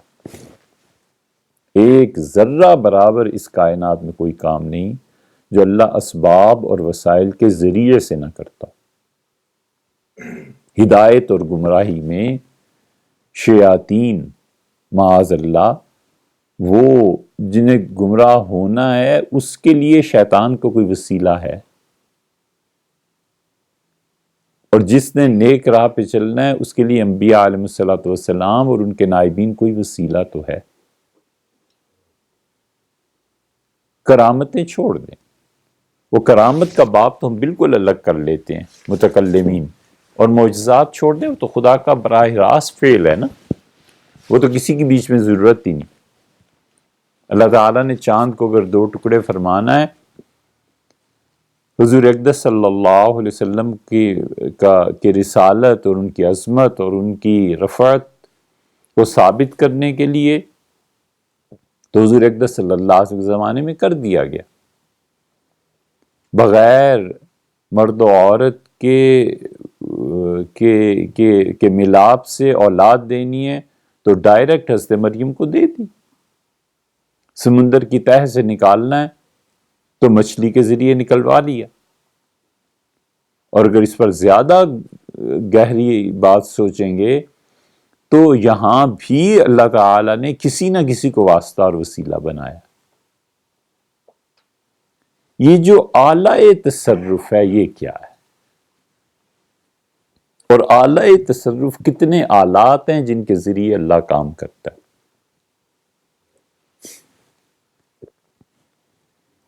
حضور اقدس صلی اللہ علیہ وسلم پر وحی آتی تھی جبریل امین کے ذریعے، اور کبھی کبھی براہ راست دل میں ڈال دیتے تھے، جہاں حضور صلی اللہ علیہ وسلم فرماتے ہیں نا وَنَفَسَ فِي رُوحِي، اور میری روح میں میرے اندر یہ بات ڈالی گئی ہے، قلب میں، دل میں۔ مثلاً ایک حدیث میں آتا ہے، آپ نے فرمایا میرے دل میں خدا نے یہ وحی کی کہ ہم کسی آدمی کو اس وقت تک موت نہیں دیں گے جب تک اپنا رزق پورا نہ کر لے۔ اس سے بعض لوگوں کی جب موت کا دن قریب آتے ہیں نا، زیادہ کھانے لگتے ہیں۔ وہ ہوتا کیا ہے کہ جتنی عمر ہوتی ہے اتنا رزق کبھی کھایا نہیں ہوتا، تو اس کی بھوک کی قوت کو زیادہ کر دیتے ہیں کہ آخری لقمہ بھی کھاؤ کیونکہ وقت نہیں رہا۔ یہ بہت لوگوں کے ساتھ ہوتا ہے۔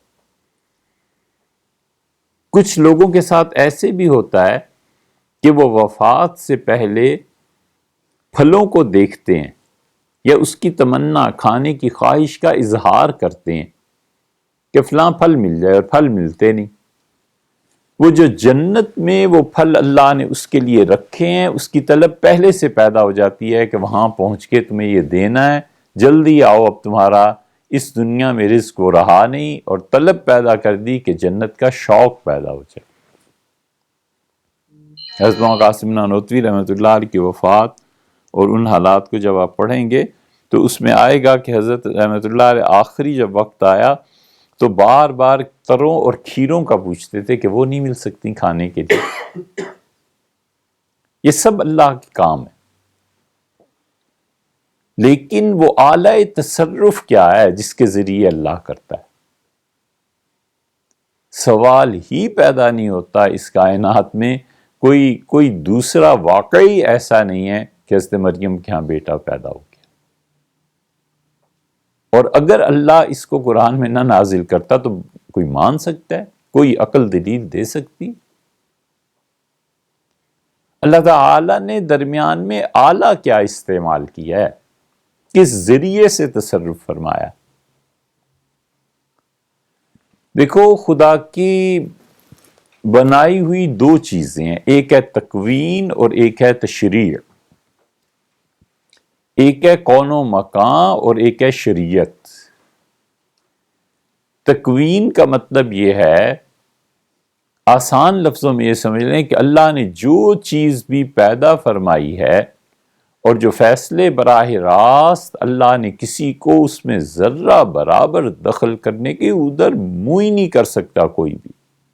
اولیاء اللہ تو چھوٹی بات ہے، انبیاء علیہ السلام اس طرف چہرہ نہیں کر سکتے، سوچ نہیں سکتے جس چیز کا، وہ اللہ کا عالم تکوینیات ہے۔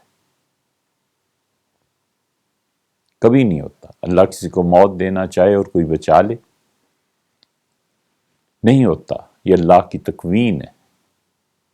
خدا چاہے کہ کسی تقدیر میں یہ ہو اور خدا اس کو بدلنا چاہے تو کسی کے دل میں ڈال دے کہ دعا کرو، تمہاری عزت رکھ دیتے ہیں، اور اس کی تقدیر کو اللہ ہی بدلتا ہے، باقی کچھ نہیں ہو سکتا۔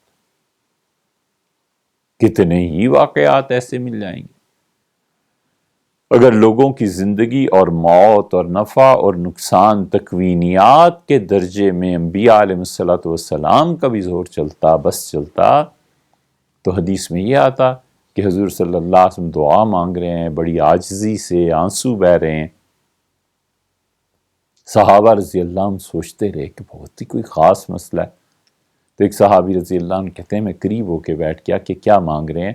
تو بار بار فرما رہے تھے کہ اللہ میں نے علی کو ایک کام پہ بھیجا ہے، اور پروردگار اگر میری وفات ان دنوں میں میرے نصیب میں ہے تو اللہ اس وقت تک نہ دے جب تک کہ میں علی کو دیکھ نہ لوں۔ ان سے محبت تھی، بہت زیادہ محبت تھی۔ اور یہاں تک کہ حدیبیہ میں جب رسول اللہ صلی اللہ علیہ وسلم نے کو کہا گیا کہ یہ نام مٹا دیں اور یہ تو حضور صلی اللہ علیہ وسلم نے سیدنا علی رضی اللہ عنہ کو کہا کہ علی اس کو مٹاؤ۔ سیدنا علی رضی اللہ عنہ کہ تو میری تو ہمت نہیں پڑی۔ تو صحیح بخاری میں آیا کہ حضور صلی اللہ علیہ وسلم اپنا نام محو کیا اور پھر فرمایا کہ میں اللہ کا رسول ہی ہوں، تم مانو نہ مانو۔ وَكَتَبَ محمد ابن عبداللہ، اور لکھا، اور یہ بھی آیا ہے کہ حضور صلی اللہ علیہ وسلم بہت خوش خط جیسے لکھتے ہیں ویسا خط نہیں تھا، لیکن تحریر فرمایا کہ محمد بن عبداللہ۔ اور اس تحریر سے جب فارغ ہو گئے تو حضور صلی اللہ علیہ وسلم علی تمہیں زندگی میں ایسا موقع پھر تمہارے پاس بھی آئے گا، تمہیں بھی اپنا لکھا ہوا مٹانا پڑے گا۔ فرمایا ایک اور مرتبہ فرمایا علی دیکھو میں اس قرآن کے نازل ہونے پہ لڑا ہوں نا، کافروں نے مجھے غلط کہا اور پھر لڑائیاں ہوئیں، ایک وقت ایسا آئے گا جب تمہیں قرآن پہ تو نہیں، قرآن کی تفسیر پہ لڑنا پڑے گا۔ جو کچھ قرآن سے لوگ سمجھے ہوں گے وہ غلط ہوگا، اور صحیح چیز تم سمجھو گے، تمہیں بھی اسی طرح لڑنا پڑے گا جیسے میں لڑا۔ ایک موقع پہ فرمایا کہ علی اس موقع پہ لڑائی کرنا اور تمہارے 9 سے زیادہ آدمی شہید نہیں ہوں گے، اور ان کے 9 سے زیادہ بچیں گے بھی نہیں۔ سیدنا علی رضی اللہ عنہ جب میدان جنگ میں اترے ہیں تو انہوں نے اپنے مخالفین سے کہا، انہوں نے کہا یاد رکھو 10 سے زیادہ بات ادھر ادھر نہیں جائے گی۔ فرمایا 10 سے کم پہ بات ہو جائے گی، 9 پہ ہم نے مارنا شروع کیا تو تم میں 9 آدمی بچیں گے، اور 12-15 ہزار کا لشکر تھا، اور خود سیدنا علی رضی اللہ عنہ تھوڑے تھے، اور فرمایا میرے 9 سے زیادہ آدمی نہیں مریں گے۔ لوگ کہتے ہیں ہمیں حیرت ہوئی کہ امیر المومنین ایگزیکٹ فگر بتا رہے ہیں۔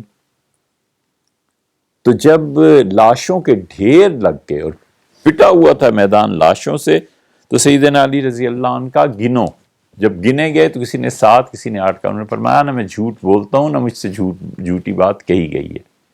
ٹھیک 9 آدمی ان کے بھاگے، اور ٹھیک 9 آدمی سیدنا علی رضی اللہ عنہ کے، ان کا کیسے، ان کا حضور صلی اللہ علیہ وسلم اس مارکے کے متعلق فرمایا تھا۔ پھر انہوں نے کہا کہ وہ لاش تلاش کرو جس کا ہاتھ لجلجے گوشت کی طرح ہے۔ نہیں ملی تو بڑے پریشان ہو گئے۔ پھر آئی اطلاع کہ نہیں ملی، سیدنا علی رضی اللہ عنہ اور پریشان ہو، انہوں نے کہا لاشوں کے ڈھیر کو اٹھاؤ، اللہ کی قسم ہے کہ وہ لاش ملنی چاہیے، وگرنہ میرے لیے بڑا مسئلہ ہے۔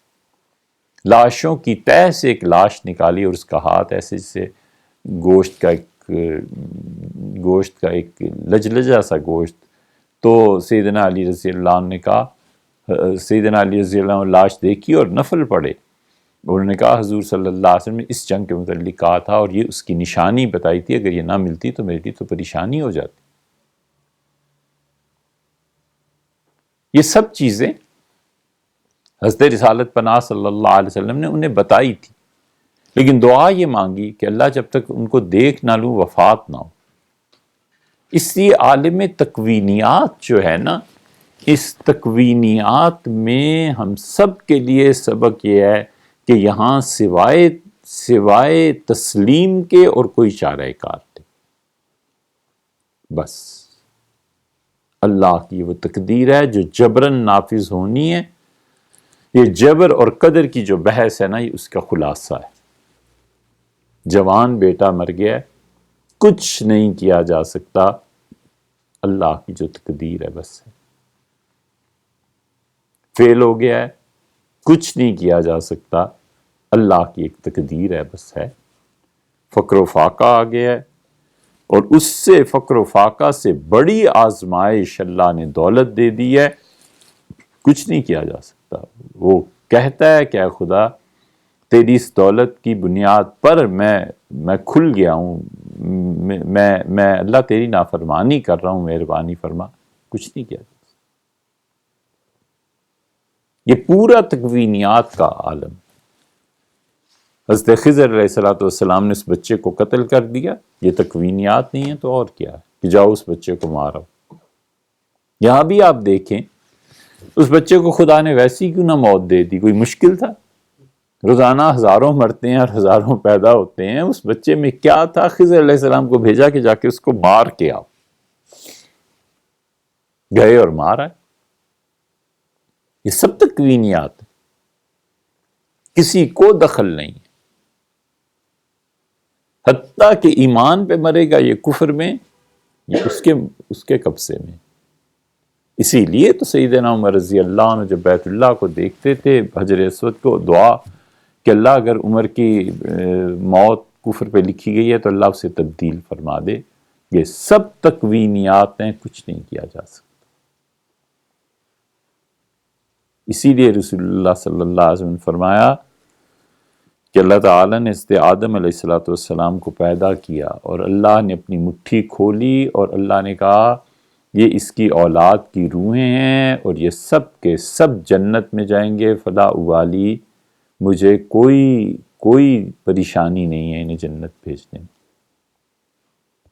اور پھر ایک دوسری مٹھی خدا نے کھولی اور اس نے کہا یہ سب جہنم میں جائیں گے، یہ جہنمی ہیں، ولا ابالی، مجھے کوئی پرواہ نہیں ہے، یہ جہنم میں جائیں، چلیں، مریں.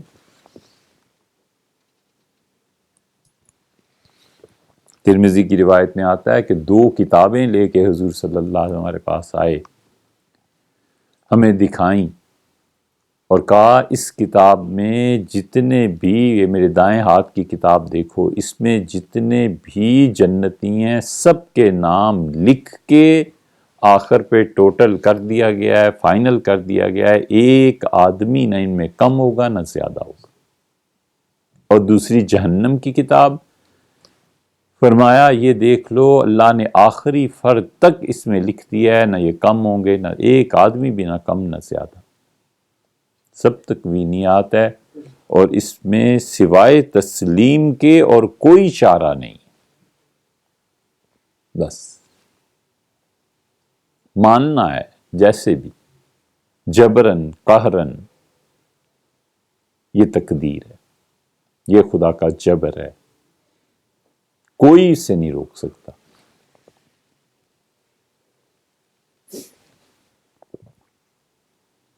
اور دوسرا مقام ہے تشریع کا، شریعت کا. شریعت اختیار میں دی ہے اور خود کہتا ہے کہ من شاء منکم فلیؤمن، تم میں سے جو چاہے ایمان لائے، ومن شاء منکم فلیکفر، اور جو چاہے کفر کرے. کھلی چھٹی، آزادی ہے. کلن نمد ہؤلاء وہؤلاء، ہم ہر ایک کی مدد کرتے ہیں، ان کی بھی اور ان کی بھی. وما کان عطاء ربک محظورا، تیرے پروردگار کے دین پہ کون پابندی لگا سکتا ہے؟ کفر کرنا ہے اور کرو اور بڑھو، حتیٰ کہ آخری نقطہ آ جاتا ہے جہاں پر کفر اسلام کو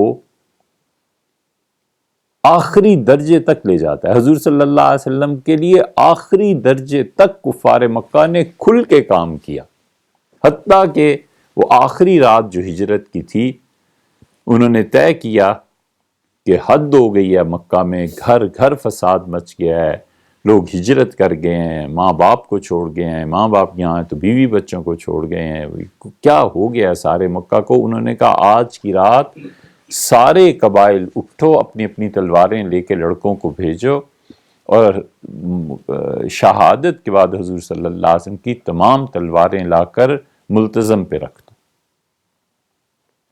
صبح جب ہاشمی آئیں گے اور چیخیں گے کہ ہمارا بندہ کیوں قتل ہو گیا ہے، تو ساری تلواریں ان کے سامنے رکھ دیں گے کہ ہم سب قبائل نے مل کر یہ کیا ہے۔ اب بنو ہاشم سارے عربوں سے تھوڑے ہی لڑ سکتے، سارے قبیلوں سے تھوڑے ہی لڑ سکتے ہیں، لے دے کے بات طے ہو جائے گی کہ 100 اونٹ دے دو۔ ابو جہل نے کہا میں دے دوں گا۔ ابو جہل بہت بہت مالدار آدمی تھا۔ حضرت ابو ذر غفاری رضی اللہ عنہ کی روایت میں آتا ہے ایک جگہ وہ کتنا لوگوں کو کھلانے کا ماہر تھا، بہت کھانے کھلاتا تھا لوگ، بہت زیادہ، دسترخوان اس کا بچھا رہتا تھا۔ حضرت ابو ذر رضی اللہ عنہ فرماتے تھے میں ایک مرتبہ چلا گیا تو اس کے نوکروں نے بڑھ کے استقبال کیا، کھانا کھانا ہے؟ میں نے کہا ہاں۔ وہ مجھے لے گئے، بھنا ہوا گوشت کھلایا، اونٹ کے کباب کھلائے جگر کے، پھر دوسرے کمرے میں لے گئے، وہاں پہ میں نے دیکھا تو اتنا نفیس شربت بنا ہوا تھا میٹھا، پھر وہ مجھے پلایا، پھر وہ پیچھے ایک دروازہ تھا اس سے باہر بھیج دیا۔ ابو جہل نے کہا 100 اونٹ تو میں ہی دے دوں گا۔ یہ آخری نقطے تک پہنچ گئے نا، اور جا کر کیا کر رہے ہیں؟ اللہ خود کہتا ہے کہ بیت اللہ میں انہوں نے آ کر دعا مانگی، ملتزم پہ پہنچے، پردے پکڑے خانہ کعبہ بیت اللہ کے، اور کہا کہ اللہم ان کان ھذا ھو الحق، اللہ اگر یہ سچا ہے، نبی علیہ الصلوۃ والسلام تیری طرف سے بھیجا گیا، اللہ پتھر برسا ہم پہ، ہمیں عذاب دے، یہ قتل کرنے جا رہے ہیں۔ اور اللہ تعالیٰ نے ہجرت کا حکم دے دیا اور ہجرت ہو گئی، اور یہ وہ لمحہ تھا جب کفر اب طاقت عروج پہ پہنچ گیا ہے، اور اب حضور صلی اللہ علیہ وسلم یا زندگی ہے یا وفات۔ تشریع میں خدا نے مکمل اختیار دیا ہے، پڑھو نماز، نہ پڑھو تمہاری مرضی۔ حضور صلی اللہ علیہ وسلم اس لیے فرماتے ہیں کہ پھر وہ آدمی دیکھتا رہتا ہے کہ عصر کی نماز کا وقت ابھی نکل تو نہیں گیا، ابھی گیا تو نہیں، اور پھر اٹھتا ہے اور جلدی جلدی 4 رکعتیں پڑھتا ہے، نکرک نکرت دیک، ایسے جیسے مرغا زمین پہ چونچ مارتا ہے ایسے یہ سجدے کرتا ہے، اور اللہ کے فرشتے اس کی نماز کے منہ پہ مارتے تھے۔ شریعت میں کل اختیار دے کرو، یہ اختیار ہے آدمی کا، کر لے نہ کرے۔ اور تکوین میں جبر ہے، اس نے ہونا ہی ہونا ہے، تم کچھ نہیں کر سکتے۔ اور اللہ کے جو اس سے بھی گہری بات یہ ہے کہ جو اللہ کے یہاں پر تعمیل ہے وہاں پر تسلیم ہے۔ تکوین اس کے مقابلے میں مومن آدمی تسلیم کہ اللہ جو آپ کہتے ہیں ٹھیک، جو ہو گیا سو صحیح، جو بات ہے سو بالکل برحق۔ اور تشریع کے مقابلے میں مومن کا رویہ تعمیل، کہ میں آپ کے احکامات کو مانتا ہوں، تعمیل کروں گا۔ اگر یہ فکرہ سمجھ میں آئے تو بہت اچھا رہے گا کہ مومن آدمی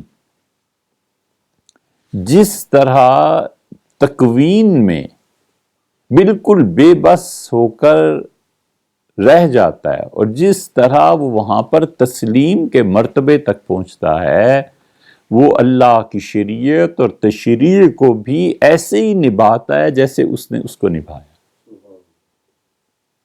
شریعت کے معاملے میں بھی اتنا چست ہوتا ہے کہ کہتا ہے کہ آپ نے جبر نہیں کیا، لیکن اس کے باوجود میں آپ ہی کا خادم، میں آپ ہی کا غلام۔ تکوین جس میں وہ کچھ نہیں کر سکتا، جس طرح وہاں سر تسلیم خم کر دیتا ہے، وہ تشریع میں بھی اپنے آپ کو ایسے ہی ثابت کرتا ہے کہ آپ کا جبر ہو یا نہ ہو، میں نے نماز پڑھنی ہے۔ اور یہ وہ درجہ ہے جس پر پہنچ کے اللہ کے پاک بندے تمنا کرتے ہیں کہ اللہ کسی کو قبر میں اجازت و عبادت کی تو مجھے دے دے۔ وہ کہتا ہے تلاوت اتنی اچھی لگتی ہے کہ اگر قبر میں کسی کو قرآن پڑھنے کی اجازت ہو تو مجھے بھی دے۔ حالانکہ وہ ساری دنیا اب اعمال کی جزا اور سزا کی دنیا تو نہیں ہے، اس لیے مومن آدمی تشریعات میں بھی اسی طرح خدا کے سامنے اپنے اختیار سے جھکا ہوا ہوتا ہے، جس طرح وہ تکوین میں اللہ کے جبر کے سامنے جھکا ہوا ہوتا ہے۔ اب جب یہ تکوینیات میں بات آتی ہے تو آدمی دیکھتا ہے کہ جہاز ڈوب رہا تھا اور حاجی صاحب رحمۃ اللہ علیہ اٹھا کر اسے باہر لے گئے۔ جب تکوینیات میں وہ دیکھتا ہے کہ میرے شیخ نے مجھے اولاد دی اور کہا یہ بیٹا تمہارا ہے، جب تکوینیات میں وہ دیکھتا ہے کہ جس رشتے کو میں چاہتا تھا میرے شیخ نے خواب میں، کشف میں، یا میں چلا گیا تو انہوں نے کہا وہ رشتہ تمہارا ہو جائے گا، وہ کیا کرتا ہے؟ دیکھو اللہ نے جس آلے کو استعمال کیا ہے نا، یہ آدمی اپنے علم نہ ہونے کی وجہ سے اس آلے کو اصل سمجھ بیٹھتا ہے۔ وہ کہتا ہے شیخ نے دیا ہے، شیخ عبد القادر جیلانی رحمۃ اللہ نے دیا ہے، یہ چیز رسول اللہ صلی اللہ علیہ وسلم نے عطا کی ہے۔ ایسے نہیں ہے، بات یہ ہے کہ اللہ نے جو کچھ کرنا تھا ایک آلہ درمیان میں چاہیے تھا، خدا نے اس کو استعمال کیا ہے، اس لیے یہ نہ کہو کہ اس آلے نے دیا ہے، یہ کہو کہ پیچھے سرکار جو ہے نا انہوں نے دیا۔ قرآن کہتا ہے کہ جبریل امین آئے، مریم کو دیکھا اور اس نے کہا کہ میں اللہ کی پناہ ان کا کہ میں اس لیے حاضر ہوں لِأَهَبَ لَكَ غُلَامًا زَكِيًّا، تاکہ آپ کو ایک صاف ستھرا بیٹا دوں، میں دوں۔ وہ کہتے ہیں فرشتہ دے سکتا ہے اور ولی اللہ نہیں دے سکتا، جبریل امین دے سکتے ہیں، حضور صلی اللہ علیہ وسلم بیٹا نہیں دے سکتے۔ ہم کہتے ہیں اصل میں اللہ دینے والا ہے، یہ جو درمیان کا آلہ جس کے ذریعے یہ چیز کی گئی ہے نا، اس ذریعے نے نسبت اپنی طرف کی ہے مریم کو سمجھانے کے لیے، وگرنہ تو اصل میں اللہ کا فعل ہے۔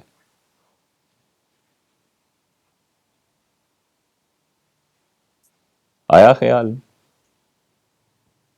حضرت مسیح علیہ السلام نے کہا کہ ابرئ الاکمہ والابرص، اور جس کو برس پھلبیری کے داغ پڑ جائیں اور جو پیدائشی طور پر نابینا ہو، میں اس کو آنکھیں دے دیتا ہوں۔ یہ جو میں آنکھیں دے دیتا ہوں یہ ظاہر کے اعتبار سے دیکھنے کے لیے ہے کہ وہ امر الہی کا مظہر ہے، جو اللہ کا حکم ہے اس کا اظہار کر رہا ہے، تو نسبت اپنی طرف کی ہے نا، جو نسبت اپنی طرف کیا ہے تو وہ تو کہتا ہے عیسیٰ علیہ السلام آنکھیں دیتے ہیں، اور جس کو اللہ نے عقیدہ اور علم دیا ہے وہ کہتا ہے یقیناً سیدنا مسیح علیہ السلام نے اسے آنکھیں دی ہیں، لیکن وہ دینے والا اصل میں اللہ ہے، درمیان میں ایک واسطہ آ گیا ہے، اس واسطے سے ہٹو اور اللہ تک پہنچو۔ یہ اعلی تصرف کی طرف جو نسبت ہے نا، بس یہ اس اعلی تصرف کو جسے خدا استعمال کر رہا ہے کتنے ہوتے ہیں؟ حضرت شاہ عبدالعزیز صاحب محدث دہلوی رحمۃ اللہ علیہ نے والنازعات غرقاً والناشطات نشطاً، اس میں بڑی اچھی اس کی تفسیر لکھی ہے، اور وہ انہی باتوں کو یہ جو اعلیٰ استعمال ہو رہا ہے نا، جاہل آدمی یہ کہتا ہے کہ میں اپنے شیخ کی قبر پہ گیا تھا اور وہاں سو گیا اور حضرت نے فرمایا کہ تمہارا بیٹا ہو جائے گا، اچھا تمہارا کاروبار چل پڑے گا۔ وہ کہتا ہے شیخ نے میرے کاروبار کو 4 چاند لگا دیے۔ وہ بھئی آلہ تھا، ایک استعمال کرنا تھا، اللہ نے دینا تھا، اللہ سے نہ ہٹو. اس آلہ تصرف کو جس مین اور ذریعے سے خدا نے کام کرنا تھا، اس سے چمٹ جاتا ہے کہ یہ کرتے ہیں.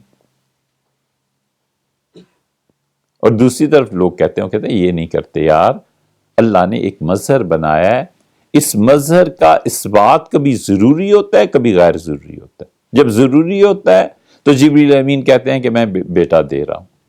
عیسیٰ علیہ السلام کہتے ہیں میں شفا دیتا ہوں. جب ضروری ہوتا ہے.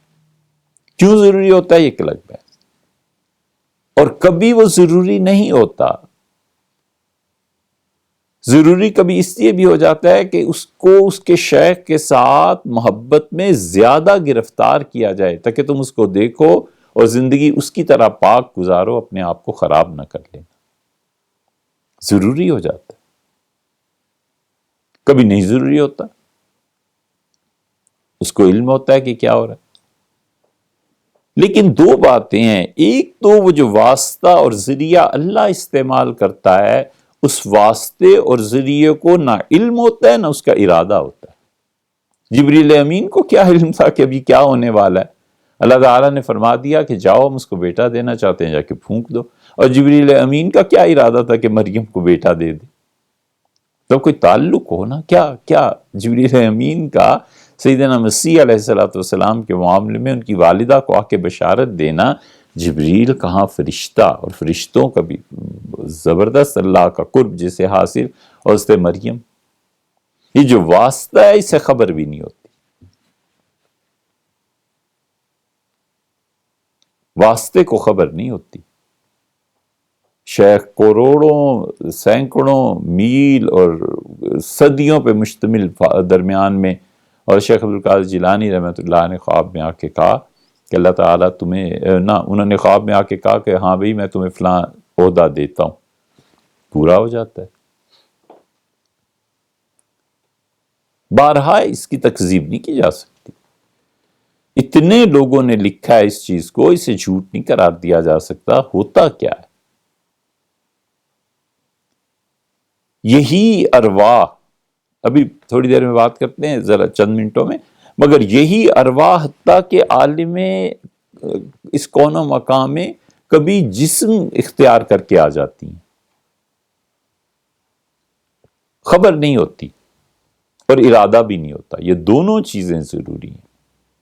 کہ شیخ جو آئے تھے اور انہیں فرما دیا تھا ترقی ہو جائے گی، میں تمہیں اس عہدے سے اس عہدے پہ پہنچا رہا ہوں، تو ان کا جو آنا تھا انہیں علم بھی نہیں ہوتا کہ کیا ہو رہا ہے. ان کی روح اللہ کی تجلیات میں غرق ہے، مست ہے. ان کو کیا خبر کہ ان کی روح کے معاملے میں کیا ہو رہا ہے، اور نہ ہی ان کا ارادہ ہوتا. انہیں علم ہی نہیں ہوتا، تو ارادہ تو بعد کی بات ہے نا.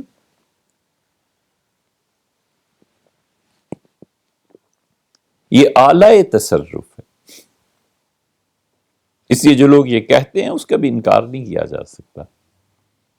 لیکن جو دوسری طرف ہے وہ لوگ کہتے ہیں کہ یار یہ سارے ذرائع ہیں، ان ذرائع کے پیچھے اللہ کی قدرت ہے، اس کی رحمت ہے، اس پہ نظر جانی چاہیے. خدا ذریعہ وہ چنتا ہے جس ذریعے سے انسان کو محبت کا کوئی تعلق ہوتا ہے، اور اسی طرح خدا ذریعہ کبھی وہ چنتا ہے کہ اس ذریعے سے انسان کو نفرت کا تعلق ہے. کبھی نفرت میں اور کبھی محبت میں، دونوں ذرائع استعمال ہوتے ہیں. موت آ رہی ہے تو اس کے مکروہ ترین دشمن کی صورت میں بھیجیں گے کہ مار رہا ہے خواب میں، کہتا ہے اس سے میرا پیچھا نہیں چھوڑنا.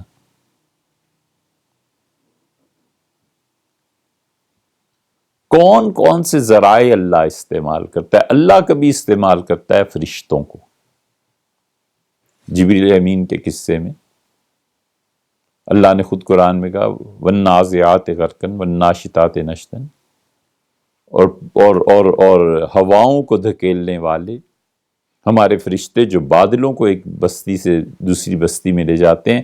یہ فرشتے اللہ کی غرض اور مراد کو پوری کرنے کا ایک آلہ بن گئے. فرشتوں کے علاوہ اللہ مومنین کی روح کو استعمال کرتا ہے.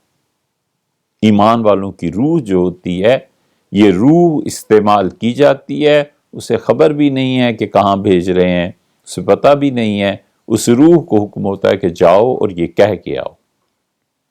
وہ روح اللہ کی تجلیات میں غرق ہے، اسے کیا پتہ۔ کبھی کبھی اللہ اپنی رحمت کو کوئی شکل دے کے بھیجتا ہے۔ ماں رحمت کی شکل ہے نا، آتی ہے خواب میں، کہتی ہے بیٹے یہ میں نے کر دیا ہے۔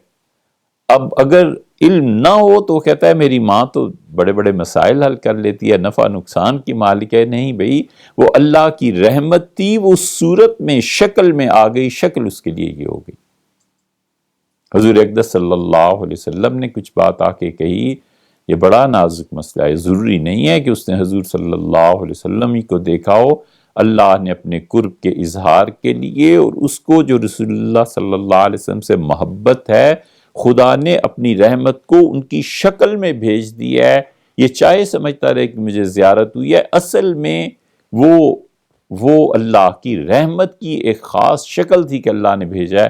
اسے سمجھتا ہے حضور صلی اللہ علیہ وسلم ایسے کیا، نہیں ایسے نہیں ہے، وہ آلہ بنی ہے صورت مبارکہ، چہرہ مبارک اللہ کی رحمت کے لیے۔ اللہ جس چیز کو چاہے استعمال کر لے، اور کبھی کبھی اللہ اس آدمی کے اپنے لطائف کو استعمال کرتا ہے اور کبھی اپنی شیخ کے لطائف کو استعمال کرتا ہے۔ یہ اور پیچیدہ مسئلہ ہے، ابن عربی رحمۃ اللہ ان چیزوں پہ لکھا ہے۔ تو اس لیے یہ جتنے تصرفات اس عالم کون و مقام میں ہوتے ہیں، یہ اعلیٰ تصرف ہیں۔ اس اعلیٰ تصرف کو اصل سمجھ کے والعیاذ باللہ شرک کی طرف چل پڑتا ہے۔ مومن آدمی اس اعلیٰ تصرف کو اعلیٰ تصرف سمجھ کے ان باتوں کو مانتا ہے، جانتا ہے کہ سب کچھ ہو رہا ہے۔ بیمار ہو گیا، شیخ آئے خواب میں، انہوں نے ہاتھ پھیر دیا، ہڈی جڑ گئی، بالکل ٹھیک ہے، ہو سکتا ہے وہ خدا کی رحمت نے اس کے شیخ کی شکل کو اختیار کیا تاکہ اسے وحشت نہ ہو۔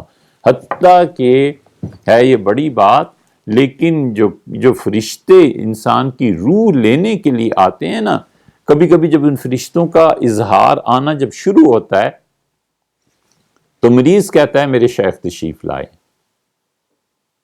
شیخ کو کیا پتہ ہے کہ کس کا انتقال ہو رہا ہے، کیا ہو رہا ہے۔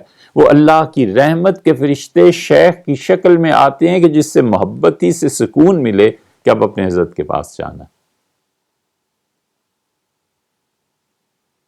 تو شرک وہ جس میں جہالت ہوتی ہے، وہ کہتا ہے یہی نفع نقصان کے مالک ہے۔ اعتدال میں رہنے والے وہ کہتے ہیں یہ بھی قابل احترام ہے اور اصل میں تو اللہ ہی نے ان کو استعمال فرمایا ہے۔ اور جو اس سے بھی ہٹتے ہیں وہ پھر اور زیادہ چلے جاتے ہیں، وہ کہتے ہیں اللہ کے علاوہ کچھ نہیں، تم سب جھوٹ کہتے ہو۔ نہیں یار، جھوٹ نہیں کہتے، اتنے لوگ کدھر جھوٹ بولتے ہیں، معاذ اللہ، استغفر اللہ۔ اس بات پر غور کرنا چاہیے۔